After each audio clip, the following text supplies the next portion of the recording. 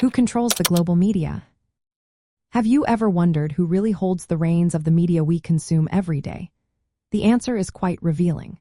From a socialist perspective, control of global media is largely in the hands of a small group of powerful private owners. These individuals representing the ruling class or capitalist elite. They use their media outlets to maintain and reproduce the dominant capitalist ideology. This shapes public opinion to support the existing economic and social order. At its core, media ownership is highly concentrated. A few multinational corporations own most newspapers, television networks, film studios, and digital platforms around the world. This concentration limits the variety of viewpoints presented to the public. It ensures that the media content reflects the interests of these owners rather than the working class or marginalized groups. Socialists argue that this private control of media creates what they call false consciousness among the working class. This means that media messages encourage people to accept capitalism as fair and inevitable, even when it exploits them.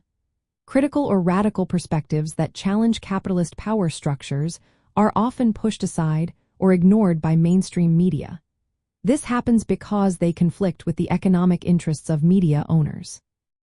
While there are some state-owned media outlets, socialists critique both private and state ownership. They emphasize that private ownership is particularly problematic because it prioritizes profit over public interest. State media can also show bias, but private media's dependence on advertising revenue and market competition means it is deeply embedded in capitalist relations. In some countries, regulatory frameworks try to limit media concentration and ensure some degree of pluralism. However, these measures often fall short of addressing the main issue. Media ownership remains tied to capitalist elites. This ownership structure influences not only what news is reported but also how it is framed. Often, it promotes conservative and conformist ideologies that uphold the status quo.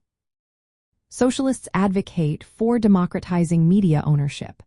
They suggest public, cooperative, or community-controlled media organizations.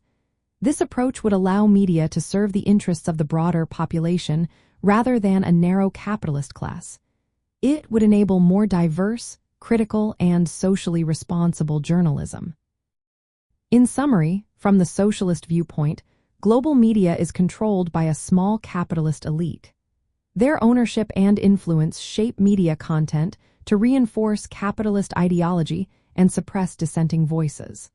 The solution lies in transforming media ownership to be more democratic and publicly accountable.